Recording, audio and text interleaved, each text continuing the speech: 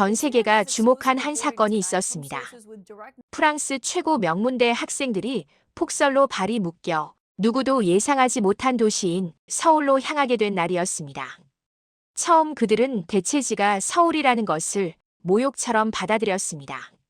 그러나 단 일주일 뒤 그 학생들은 10만 명이 지켜보는 생중계 앞에서 떨리는 목소리로 사과 영상을 올렸습니다. 어떤 도시가 아이들의 자존심을 무너뜨리고 세계관까지 뒤바꿔 놓았던 걸까요? 그리고 왜 그 변화가 전 세계 교육계의 화두가 되었을까요? 지금 그 믿기 어려운 기록을 시작하겠습니다. 영상 시작 전에 구독, 좋아요 한번 눌러주시고 대한민국 파이팅! 댓글로 한국을 응원해주세요. 저는 피에르 듀바입니다. 파리시청에서 도시공학을 담당하고 있어요. 교통망 설계, 공공시설 배치, 도시 인프라 분석을 15년째 이 일을 해오고 있습니다. 프랑스의 도시 시스템을 누구보다 잘 알고 있다고 자부했죠. 이번 겨울 방학에는 특별한 임무가 있었습니다. 명문대 학생들의 해외 교육 여행 인솔이었어요. 목적지는 도쿄, 선진 도시의 교통망을 직접 보고 배우는 프로그램이었죠. 저는 기술자 자격으로 동행해서 학생들에게 설명을 해주는 역할이었습니다. 그런데 그날 아침 파리는 폭설에 묻혀 있었습니다. 공항으로 가는 도로는 제설차로 가득 찼어요. 평소 30분 거리가 2시간 넘게 걸렸습니다. 버스 안에서 학생들은 불안해했고 학부모 몇 명도 함께 탑승해 계속 저에게 질문을 던졌어요. 정말 비행기가 뜰 수 있나요? 안전한 건가요? 저는 침착하게 대답했습니다. 공항 운영 시스템을 자주 검토하러 가는 사람이니까요. 하지만 속으로는 확신이 없었어요. 샤를 드골 공항에 도착했을 때 제 불안은 현실이 됐습니다. 전광판 앞에 서자 붉은 글자가 화면을 뒤덮고 있었어요. 전편 결항. 그 순간 학생들, 학부모, 교사들의 표정이 동시에 굳었습니다. 누군가 한숨을 쉬었고 어떤 학생은 휴대폰을 꺼내 부모에게 전화를 걸기 시작했어요. 저는 즉시 안내데스크로 달려갔습니다. 직원은 지친 표정으로 서류를 뒤적이고 있었어요. 오늘 유럽 전역이 폭설이라 대부분의 항공편이 취소됐다고 했습니다. 저는 물었어요. 그럼 언제쯤 상황이 나아지나요? 직원은 고개를 저었습니다. 최소 이틀은 기다려야 할 거라고요. 학생들과 학부모들이 제 뒤로 몰려왔습니다. 다들 불안한 표정이었어요. 일정이 완전히 망가진 거죠. 숙소 예약, 교육 프로그램, 모든 게 무너졌습니다. 그때 안내 직원이 서류 한 장을 들고 왔습니다. 잠시만요. 오늘 출발 가능한 항로가 하나 있네요. 저는 고개를 들었어요. 도쿄인가요? 아니요. 서울입니다. 그 한마디에 공기가 얼어붙었습니다. 서울? 한국이요? 네. 인천국제공항으로 가는 편이 한 대 있습니다. 지금 탑승 가능합니다. 순간 뒤에서 한 아버지가 소리쳤습니다. 우리 아이들을 거기 보내라고요? 말도 안 돼. 다른 학부모들도 동요하기 시작했어요. 서울은 안전한가요? 거긴 도시가 제대로 돼 있나요? 교육적으로 의미가 있나요? 저는 그들을 진정시켜야 했습니다. 하지만 솔직히 저도 확신이 없었어요. 서울. 제 머릿속에는 별다른 정보가 없었습니다. 동아시아의 한 도시. 빠르게 발전했다는 이야기는 들었지만 파리나 런던, 도쿄 같은 검증된 도시들과는 다르다고 생각했어요. 한 교사가 제게 다가왔습니다. 듀바 씨, 당신 판단은 어떤가요? 도시 전문가로서. 저는 잠시 망설였습니다. 서울이 정말 이 교육 여행의 대안이 될 수 있을까? 학생들에게 보여줄 만한 가치가 있을까? 파리에서 온 명문대 학생들이 배울 게 있을까? 의심이 먼저 들었어요. 프랑스는 도시 설계의 역사가 깊습니다. 오스망의 파리 재개발, 그랑 프로제 같은 도시 프로젝트들. 우리는 세계 도시 계획의 선구자였죠. 반면 한국은 급속 발전한 나라라는 이미지만 있었습니다. 기술은 있을지 몰라도 도시의 깊이는 다를 거라고 생각했어요. 하지만 뒤돌아보니 학생들이 저를 바라보고 있었습니다. 선생님, 어떻게 하죠? 저는 심호흡을 했습니다. 그리고 안내데스크 직원에게 물었어요. 그 항공편, 지금 바로 탈 수 있나요? 네, 30분 후 탑승 시작합니다. 저는 학생들과 학부모들을 돌아봤습니다. 여러분, 선택지는 두 개입니다. 여기서 이틀 이상 기다리거나 아니면 서울로 가는 겁니다. 저는 후자를 제안합니다. 학부모들은 여전히 불만스러운 표정이었어요. 하지만 시간은 없었습니다. 결국 모두가 마지못해 동의했죠. 전광판이 점등됐습니다. AF712 서울 보딩 나우. 저는 가방을 메고 학생들을 이끌었습니다. 탑승구로 향하는 동안 제 머릿속에는 여전히 의문이 가득했어요. 정말 서울이 이 난국의 대안이 될 수 있을까? 이 선택이 옳은 걸까? 폭설보다 거센 불안이 제 가슴을 채우고 있었습니다. 하지만 저는 그때 몰랐습니다. 이 결정이 제 인생의 모든 기준을 송두리째 바꿔놓을 거라는 걸. 15년간 쌓아온 도시에 대한 편견이 완전히 무너질 거라는 걸. 비행기가 이륙했습니다. 창밖으로 파리에 눈 덮인 풍경이 점점 멀어지고 있었어요. 그리고 우리는 서울을 향해 날아가고 있었습니다. 인천국제공항에 도착한 건 한국 시간으로 오후 2시였습니다. 비행기 문이 열리고 탑승교를 걸어 내려가는 동안 저는 학생들의 표정을 살폈어요. 대부분 피곤해 보였지만 몇몇은 호기심 가득한 눈빛으로 주위를 둘러보고 있었습니다. 공항 안으로 들어서는 순간 이상한 느낌이 들었습니다. 너무 조용했어요. 샤를 드골 공항은 늘 시끄러웠습니다. 경보음, 안내방송, 사람들의 고함, 짐 끄는 소리, 모든 소리가 뒤엉켜 귀를 울렸죠. 저는 그게 공항의 당연한 모습이라고 생각했어요. 하지만 인천은 달랐습니다. 발소리는 있었지만 울리지 않았어요. 안내방송은 들렸지만 귀를 찌르지 않았습니다. 사람들은 걷고 있었지만 뛰지 않았어요. 도시공학자로서 제 귀가 먼저 반응했습니다. 이건 우연이 아니에요. 의도된 설계였죠. 바닥을 봤습니다. 유리처럼 매끄러웠어요. 청소 인력은 보이지 않았지만 흔적은 분명했습니다. 먼지 하나 없이 깨끗했고 조명이 바닥에 반사되어 공간을 더 밝게 만들고 있었어요. 천장을 올려다 봤습니다. 아치형 구조가 완벽하게 정렬되어 있었습니다. 자연광이 들어오도록 설계된 유리 패널들. 인공 조명은 최소한이었지만 공항 전체가 환했어요. 동선을 따라 걸으며 관찰했습니다. 모든 표지판이 명확했어요. 색상 구분, 다국어 표기, 아이콘 배치. 길을 잃을 수가 없는 구조였습니다. 사람들은 자연스럽게 한 방향으로 흘러갔고 충돌이 없었어요. 저는 속으로 중얼거렸습니다. 소음을 제어하는 공항. 이건 단순히 예산의 문제가 아니었어요. 가치관의 문제였습니다. 이 공항을 설계한 사람들은 사람을 방해하지 않는 공간을 만들려고 했던 거예요. 입국 심사대로 향했습니다. 줄이 없었어요. 잠깐, 줄이 없다고? 저는 멈춰 섰습니다. 모든 창구가 열려 있었고 사람들은 흐름에 따라 자연스럽게 빈 창구로 향하고 있었어요. 기다리는 사람이 거의 없었습니다. 제 차례가 왔습니다. 여권을 내밀었고 직원은 스캔했습니다. 얼굴 인식, 지문 확인. 그리고 직원이 고개를 끄덕이며 여권을 돌려줬어요. 환영합니다. 전 과정이 7초 남짓 걸렸습니다. 뒤에서 학생 하나가 속삭였어요. 세상에. 어떻게 이런 속도가 가능하죠? 저도 놀랐습니다. 파리 공항에서는 입국 심사만 30분씩 걸리는 게 일상이었어요. 줄을 서서 기다리고 직원은 천천히 서류를 확인하고 질문을 던지고. 하지만 여기서는 모든 게 흐름처럼 진행됐습니다. 학생들이 모두 입국 심사를 마치고 모였을 때 한 학생이 말했어요. 선생님, 여기 정말 이상해요. 공항이 이렇게 조용할 수가 있나요? 저는 대답하려다 입을 다물었습니다. 기술적 설명을 할 수도 있었어요. 흡음 타일, 동선 설계, 자동화 시스템. 하지만 그것만으로는 설명이 안 됐습니다. 더 큰 질문이 생겼기 때문이에요. 이곳 사람들은 왜 불필요한 소음을 만들지 않는가? 샤를 드골에서는 사람들이 소리쳤어요. 짜증을 냈고 서두르고 서로 부딪혔습니다. 그게 당연하다고 생각했죠. 하지만 여기서는 아무도 소리치지 않았어요. 서두르지도 않았습니다.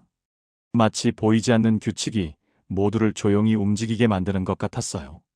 수화물 찾는 곳으로 향했습니다. 벨트가 돌아가고 있었고 사람들은 질서 있게 자기 짐을 찾았어요. 밀어붙이는 사람도 큰 소리로 통화하는 사람도 없었습니다. 그때 작은 로봇 하나가 지나갔습니다. 청소 로봇이었어요. 조용히 바닥을 닦으며 사람들 사이를 비집고 지나갔습니다. 사람들은 자연스럽게 비켜줬고 로봇은 멈추지 않고 계속 움직였어요. 한 학생이 속삭였습니다. 우린 지금 공항이 아니라 실험실에 온 것 같아. 저는 고개를 들고 다시 천장을 바라봤습니다. 아치형 구조의 완벽한 정렬, 자연광과 인공조명의 조화, 소음 없는 공간, 흐트러지지 않는 동선. 그 순간 제 머릿속에 작은 균열이 생겼습니다. 이 도시, 우리가 아는 기준이 아닐 수 있다. 15년간 파리의 도시 시스템을 연구하며 저는 확신을 갖고 있었어요. 유럽 도시들이 세계 최고 수준이라고. 나머지는 우리를 따라오는 거라고. 하지만 지금 제가 서 있는 이 공항은 그 확신에 금을 내고 있었습니다. 이건 단순한 도착이 아니었어요. 탐험의 시작이었습니다. 공항 출구로 향하며 저는 학생들에게 말했어요. 여러분, 잘 관찰하세요. 모든 걸 기록하세요. 우리가 지금부터 보게 될 것들은 교과서에 없을 겁니다. 학생들은 고개를 끄덕였습니다. 그리고 우리는 서울이라는 도시 속으로 들어가기 시작했습니다. 공항에서 호텔로 가는 방법은 두 가지였습니다. 공항버스나 지하철. 저는 주저없이 지하철을 선택했어요. 도시공학자에게 지하철은 도시의 내장을 보는 창문이죠. 파리 지하철은 제가 잘 알고 있었습니다. 130년 역사, 하지만 솔직히 쾌적하지는 않았어요. 눅눅했고 어두웠고 오래된 냄새가 났습니다. 그게 당연하다고 생각했어요. 지하란 원래 그런 거라고. 하지만 서울 지하철로 들어가는 순간 그 생각이 흔들렸습니다. 계단을 내려가며 저는 본능적으로 코를 막을 준비를 했어요. 하지만 내려갈수록 공기가 더 맑아졌습니다. 지하 3층에 도착했을 때 저는 멈춰 섰습니다. 눈앞에 펼쳐진 건 지하철역이 아니었어요. 도시 아래 또 하나의 도시였습니다. 천장이 높았어요. 최소 4m. 조명은 자연광처럼 부드러웠고 벽면은 깔끔하게 마감되어 있었습니다. 그리고 놀랍게도 식물이 있었어요. 진짜 나무. 작은 정원처럼 꾸며진 공간이 역 한쪽에 있었습니다. 한 학생이 속삭였어요. 선생님, 이게 지하라고요? 벽면 전광판에는 공기질 수치가 실시간으로 표출되고 있었어요. 미세먼지 PM이 0.523, 이산화탄소 450ppm, 온도 22C, 습도 45%, 모든 수치가 쾌적 범위였습니다. 지하 공간에서 이 정도 공기질을 유지하려면 엄청난 환기 시스템이 필요해요. 천장을 올려다 봤습니다. 환기구가 균등하게 배치되어 있었고 완벽하게 맞물린 구조였습니다. 이 지하 공간은 숨을 쉬고 있었어요. 플랫폼으로 향했습니다. 출근 시간대였어요. 사람들이 많았지만 소음이 없었습니다. 파리 지하철은 항상 시끄러웠어요. 뛰는 사람, 소리치는 사람. 혼돈 그 자체였죠. 하지만 여기서는 아무도 뛰지 않았어요. 모두가 일정한 속도로 걸었습니다. 충돌이 없었어요. 마치 보이지 않는 교통신호가 있는 것처럼 사람들은 자연스럽게 서로를 피하며 흘러갔습니다. 저는 벽을 가까이서 살폈습니다. 결로가 없었어요. 습도 제어가 완벽하다는 뜻이었죠. 열차가 조용히 들어왔습니다. 급제동 소리도 삐걱거리는 소리도 없었어요. 내리는 사람이 모두 나간 뒤에 타는 사람들이 들어갔습니다. 밀어붙이는 사람이 없었어요. 우리도 열차에 올랐습니다. 내부는 깨끗했습니다. 낙서 하나 없었고 좌석에 얼룩도 없었어요. 두 정거장을 지나 환승역에 내렸습니다. 지하상가가 연결되어 있었어요. 지하상가라고 했지만 백화점 같았습니다. 밝았어요. 천장이 높아 답답하지 않았고 바닥은 깨끗했습니다. 과일 가게가 있었어요. 저는 멈춰 섰습니다. 과일 색이 너무 선명했거든요. 지하에서 이렇게 선명한 색을 보는 건 처음이었어요. 파리 지하상가의 과일은 늘 시들어 보였습니다. 조명이 어둡고 습도가 높아서 금방 상했죠. 하지만 여기는 온도와 습도가 일정하게 유지되고 있었습니다. 지상 매장과 똑같은 환경이었어요. 카페도 서점도 옷가게도 있었습니다. 모든 게 지상과 똑같이 운영되고 있었어요. 한 학생이 중얼거렸습니다. 선생님, 우리나라는 왜 지하가 지옥이고 여긴 지하가 공원이죠? 저는 대답할 수 없었어요. 프랑스 지하철은 역사가 깊습니다. 하지만 오래된 시스템을 개선하는 건 엄청난 비용이 들었고 결국 우리는 불편함을 당연하게 받아들이고 있었죠. 하지만 서울은 달랐습니다. 이 도시는 지하를 포기하지 않았어요. 지하도 사람이 사는 공간이라고 생각한 거예요. 저는 다시 천장을 바라봤습니다. 환기구, 조명, 스프링클러, 감시 카메라, 모든 시설이 정교하게 배치되어 있었습니다. 이건 설명보다 침묵이 정답인 순간이었어요. 말로 설명하는 것보다 직접 경험하는 게 더 강력했습니다. 학생들은 아무 말 없이 주위를 둘러보고 있었어요. 표정이 복잡했습니다. 놀라움, 부러움, 그리고 조금의 당혹감. 우리가 선진국이라고 배웠던 프랑스. 그런데 지금 우리가 서 있는 이 지하 도시는 우리가 아는 어떤 것보다 앞서 있었습니다. 저는 학생들에게 말했어요. 이게 진짜 도시 인프라입니다. 보이지 않는 곳까지 사람을 배려하는 것. 학생들은 고개를 끄덕였습니다. 그리고 우리는 계속 서울을 탐험했습니다. 둘째 날 아침, 우리는 서울의 자매학교를 방문했습니다. 학교는 캠퍼스 형태였어요. 겨울 공기가 차갑게 느껴졌지만 건물 안으로 들어서는 순간 달랐습니다. 따뜻했어요. 그런데 과하지 않았습니다. 정확히 쾌적한 온도였죠. 벽면의 온도계를 확인했습니다. 22도, 습도 40%, 완벽한 수치였어요. 파리 명문대는 난방이 불균형했습니다. 어떤 교실은 너무 추웠고 어떤 교실은 과열됐어요. 학생들은 겨울마다 외투를 껴입고 수업을 들었죠. 하지만 여기는 모든 교실이 동일한 온도로 유지되고 있었습니다. 수업종이 울렸습니다. 학생들이 교실에서 나왔어요. 아무도 뛰지 않았습니다. 복도는 넓었지만 학생들은 질서 있게 이동했어요. 밀치는 학생도 소리 지르는 학생도 없었습니다. 교사에게 반항하거나 욕설을 던지는 모습도 보이지 않았어요. 파리에서는 흔한 광경이었습니다. 수업 끝나면 복도는 혼돈이었죠. 우리 학생들은 침묵했습니다. 자존심이 무너지는 순간은 소리치지 않아요. 그냥 조용해집니다. 점심시간이 됐습니다. 급식실로 향했어요. 급식실 문을 열었습니다. 넓었어요. 천장이 높았고 창문으로 자연광이 들어왔습니다. 줄을 서서 식판을 받았습니다. 그리고 제 눈앞에 펼쳐진 광경에 저는 멈춰 섰습니다. 갓 지은 밥이 김을 내뿜고 있었어요. 단백질 메뉴가 3종류, 생선, 닭고기, 두부, 반찬이 5가지, 야채, 김치, 나물, 국, 그리고 과일까지. 그리고 무료였습니다. 학생들은 식판을 들고 서 있었어요. 한 학생이 물었습니다. 선생님, 이게 진짜 학교 급식이에요? 저도 믿기지 않았습니다. 파리에서 이 정도 식사를 하려면 레스토랑에 가야 했어요. 우리는 자리에 앉아 식사를 시작했습니다. 맛있었어요. 학생들은 아무 말 없이 계속 먹었습니다. 식사를 마치고 나왔을 때 제 휴대폰이 울렸습니다. 프랑스 본부에서 온 메시지였어요. 저는 화면을 열었습니다. 그리고 얼굴이 굳었습니다.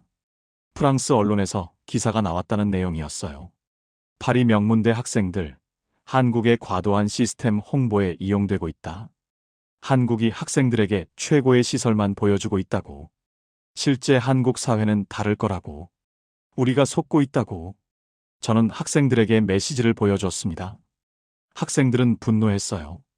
우리가 뭘 봤는데? 왜 저긴 우리가 속았다고 하죠? 우리가 직접 본 건데. 지하철도 우리가 탔고 급식도 우리가 먹었어요. 이게 다 거짓말이라는 거예요? 저는 학생들을 진정시켰습니다. 여러분, 침착하세요. 이건 단순한 오해가 아니에요. 이건 도시와 시스템에 대한 인식 싸움입니다. 인식 싸움이요? 저는 설명했습니다. 프랑스는 오랫동안 자신들이 최고라고 믿어왔어요. 도시 설계, 교육 시스템, 문화 수준. 하지만 지금 여러분이 본 서울은 그 믿음에 금을 내고 있어요. 그래서 저들은 이걸 인정하고 싶지 않은 겁니다. 한 학생이 조용히 말했습니다. 그럼 우리가 본 게 진짜가 아니란 말인가요? 저는 고개를 저었습니다. 아니요. 여러분이 본 게 진짜예요. 그게 문제죠. 진실이 그들의 자존심을 건드리고 있으니까요. 학생들은 침묵했습니다. 표정이 복잡했어요. 저는 속으로 알았습니다. 이 갈등은 후반에 큰 파동을 만들 거라고. 하지만 지금은 계속 관찰해야 했습니다. 저는 학생들에게 말했어요. 여러분, 우리는 계속 기록할 겁니다. 우리가 본 걸 있는 그대로. 그리고 파리로 돌아가면 진실을 말할 거예요. 언론이 뭐라고 하든. 학생들은 고개를 끄덕였습니다. 그리고 우리는 서울 탐험을 계속했습니다. 셋째 날 아침 한 학생이 제 방문을 두드렸습니다. 문을 열자 그 학생은 목을 가리키며 말하려 했지만 소리가 나오지 않았어요. 심한 인후통이었습니다. 저는 즉시 가이드에게 연락했습니다. 병원에 가야 할 것 같은데 예약이 가능할까요? 파리였다면 당일 전문의 진료는 불가능했습니다. 최소 2주에서 3주는 기다려야 했어요. 저도 지난해 감기로 3주를 기다렸던 기억이 있었죠. 하지만 가이드는 당황하지 않았습니다. 예약이요? 그냥 근처 이비인후과로 가면 바로 봐줘요. 저는 믿지 않았습니다. 바로요? 전문의를요? 네, 10분이면 갑니다. 우리는 택시를 타고 10분 만에 병원에 도착했습니다. 작은 동네 의원 같았어요. 저는 의심이 들었습니다. 이런 작은 곳에서 제대로 된 진료가 가능할까?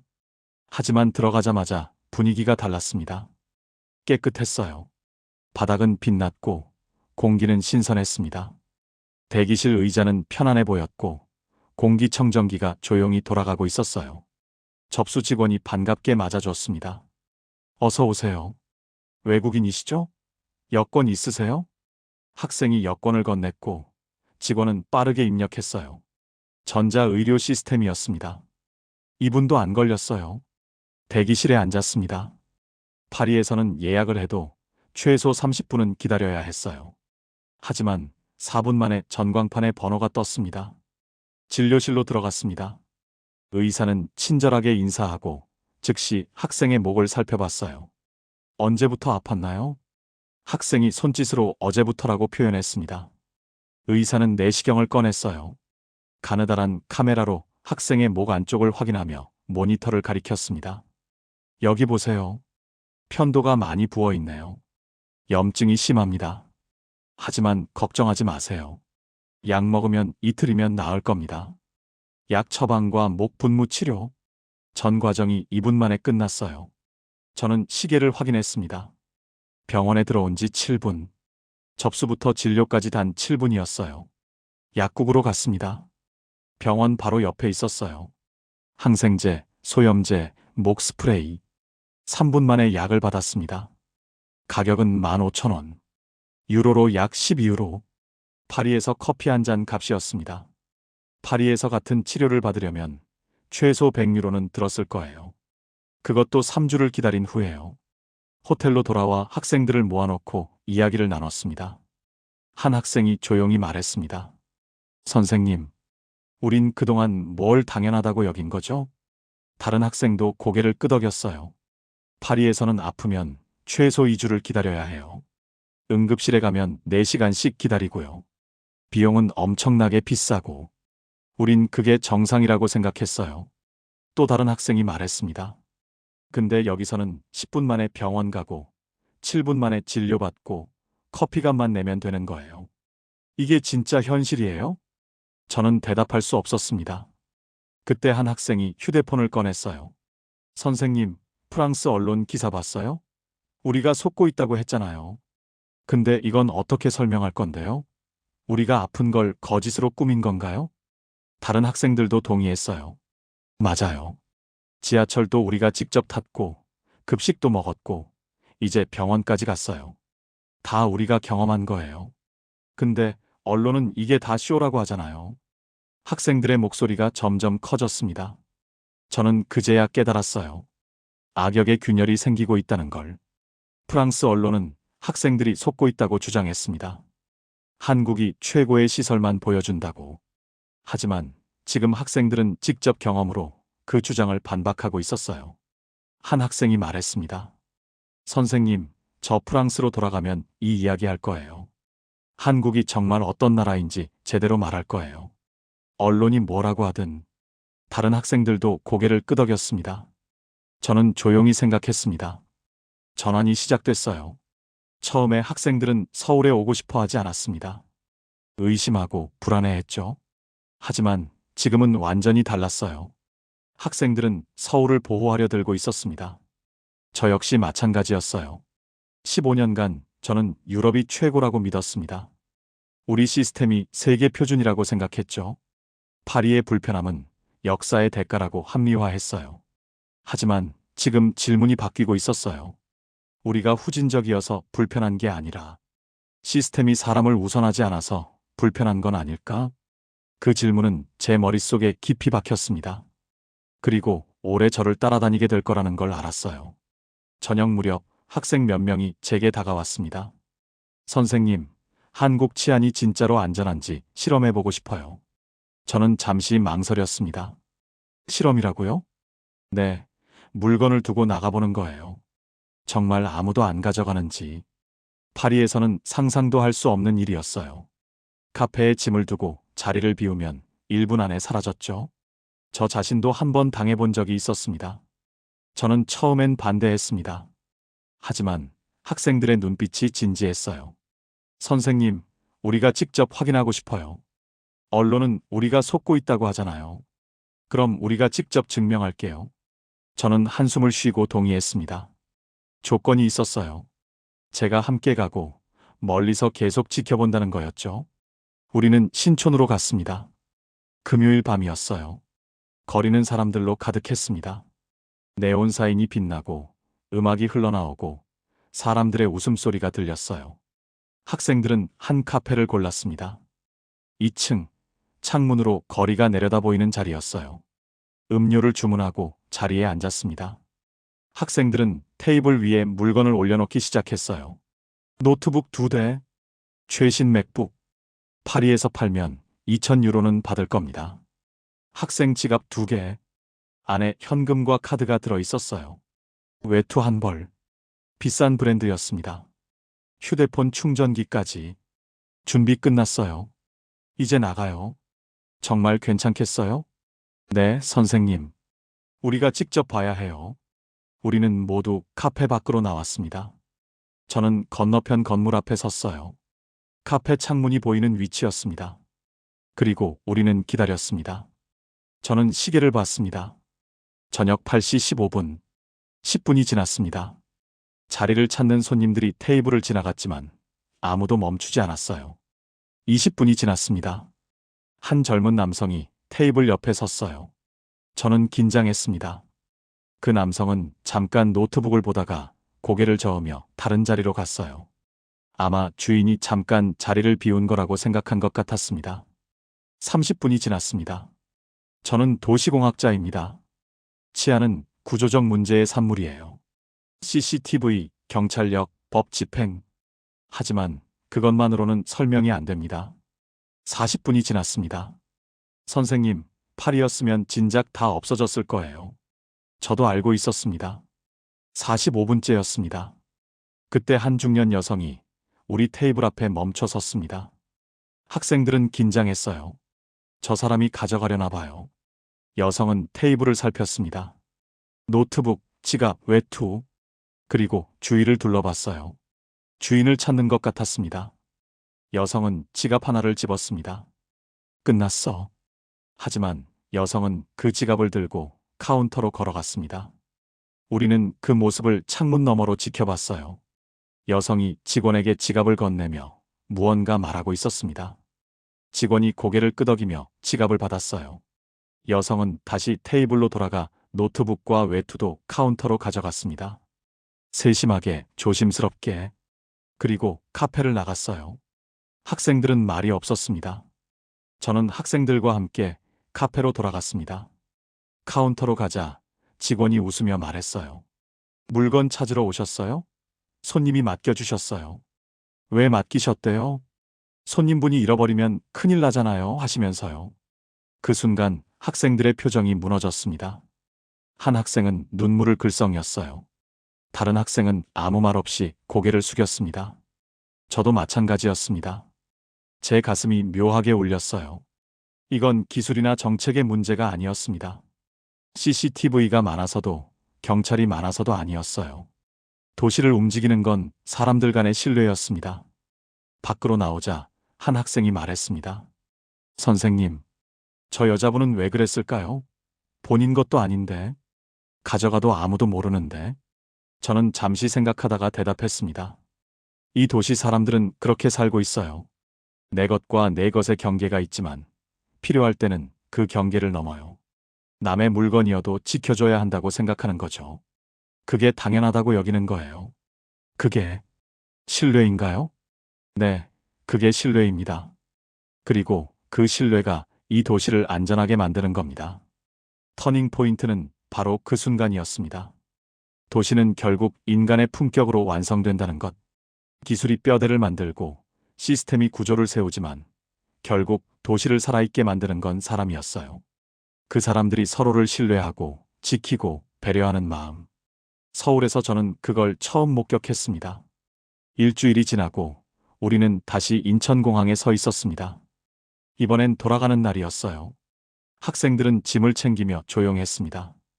평소 같으면 떠들고 웃었을 텐데 지금은 달랐어요. 저도 마찬가지였습니다. 공항에 들어서자 익숙한 정적이 감쌌어요. 그제야 깨달았습니다. 일주일 전 처음 이 공항에 도착했을 때 저는 이 정적이 이상하다고 느꼈었죠. 왜 이렇게 조용한 걸까? 왜 사람들은 소리를 내지 않는 걸까? 뭔가 억눌린 느낌이라고 생각했어요. 하지만 지금은 알았어요. 이건 억압된 침묵이 아니었습니다. 이건 배려였어요. 파리 공항은 시끄러웠습니다. 사람들이 소리를 질렀고 아이들이 뛰어다녔고 짐을 끄는 소리가 요란했죠. 그게 당연하다고 생각했어요. 사람이 많으면 시끄러운 게 정상이라고, 자유로운 거라고. 하지만 인천공항은 달랐습니다. 사람이 많아도 조용했어요. 왜냐하면 각자가 자신의 소음을 제어하고 있었으니까요. 부모들은 아이들에게 뛰지 말라고 차분히 말했습니다. 짐을 끄는 사람들은 바퀴 소리가 나지 않도록 천천히 움직였어요. 통화하는 사람들은 목소리를 낮췄습니다. 아무도 지시하지 않았어요. CCTV가 감시하는 것도 아니었습니다. 경비원이 단속하는 것도 아니었어요. 그냥 그렇게 살고 있었어요. 남에게 불편을 주지 않는 것. 그게 이 나라 사람들의 기본값이었습니다. 저는 일주일 전 제가 섰던 그 자리에 다시 섰어요. 첫날, 저는 이 공항의 정적을 이상하게 여겼습니다. 샤를 드골 공항의 활기찬 소음이 정상이고 이건 뭔가 잘못된 거라고 생각했죠. 하지만 지금은 이해했어요. 이건 억압이 아니라 성숙함이었습니다. 한 학생이 제 옆에 섰어요.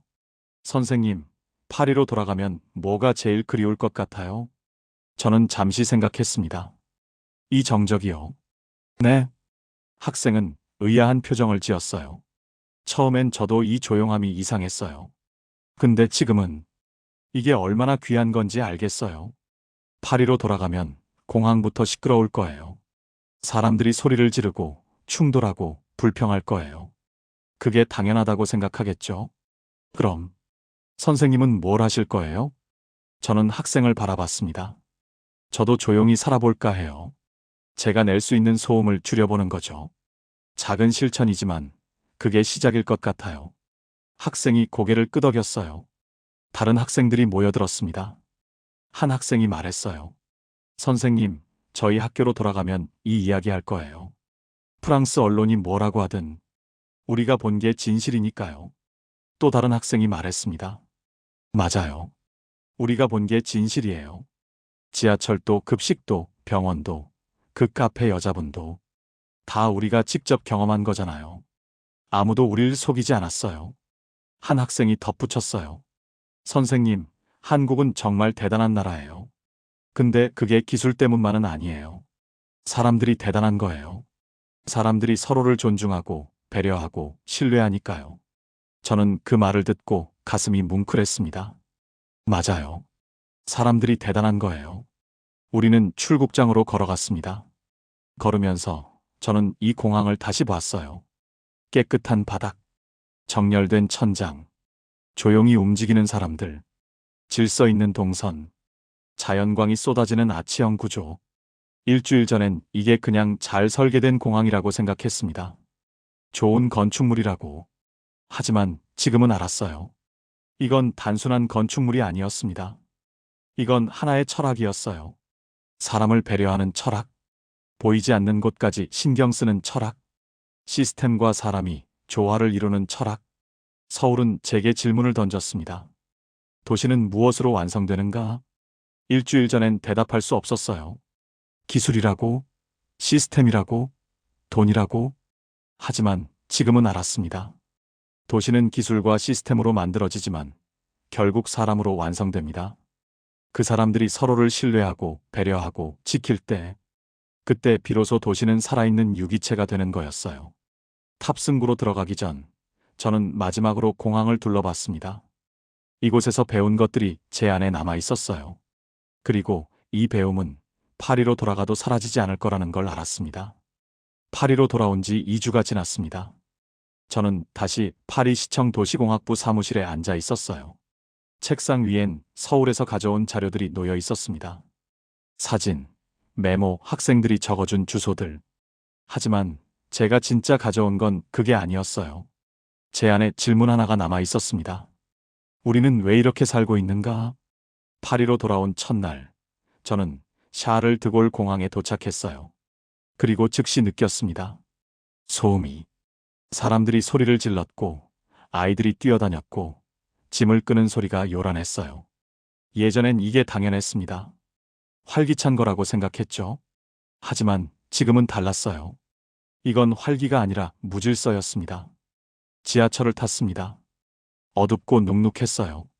공기는 탁했고 바닥은 지저분했습니다. 사람들은 서로 부딪혔고 누구도 미안하다고 하지 않았어요. 예전엔 이게 정상이었습니다. 역사가 오래된 도시니까 당연하다고 생각했죠. 하지만 지금은 의문이 들었어요. 역사가 오래되었다는 게 불편함의 핑계가 될 수 있을까? 사무실에서 동료가 물었습니다. 여행은 어땠어? 좋았어요. 뭐가 제일 인상적이었어? 저는 잠시 생각했습니다. 사람들이요. 사람들? 네, 그 나라 사람들이요. 동료는 웃으며 고개를 끄덕였어요. 더 이상 묻지 않았습니다. 그날 저녁, 저는 보고서를 쓰기 시작했습니다. 제목은 도시의 완성 마이너스 서울에서 배운 것들이었어요. 저는 천천히 키보드를 두드렸습니다. 도시는 기술과 시스템으로 만들어진다. 하지만 그것만으로는 완성되지 않는다. 도시가 진짜 살아있는 유기체가 되려면 그 안에 사는 사람들의 품격이 필요하다. 손이 멈췄어요. 품격이라는 단어. 15년간 도시공학을 연구하면서 한 번도 써본 적 없는 단어였습니다. 하지만 지금은 이게 맞았어요. 서울에서 본 것들. 조용한 공항, 깨끗한 지하철, 질서 있는 학교, 빠른 병원, 신뢰로 가득한 카페. 그 모든 것의 바탕엔 사람들의 품격이 있었습니다. 다음 날, 저는 시청 회의에 참석했습니다. 주제는 파리 지하철 개선 방안이었어요. 한 동료가 발표했습니다. 예산 문제로 대대적인 개선은 어렵습니다. 현 상태를 유지하는 게 최선입니다. 다른 동료들이 고개를 끄덕였어요. 저는 손을 들었습니다. 질문 있습니다. 네, 뒤바 씨.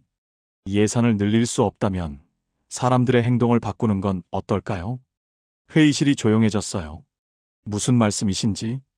저는 천천히 말했습니다. 서울 지하철은 파리보다 깨끗합니다. 하지만 그건 청소부가 더 많아서가 아니에요. 사람들이 쓰레기를 버리지 않기 때문입니다. 사람들이 지하철을 자기 집처럼 대하기 때문이에요. 동료 하나가 비웃듯 말했습니다.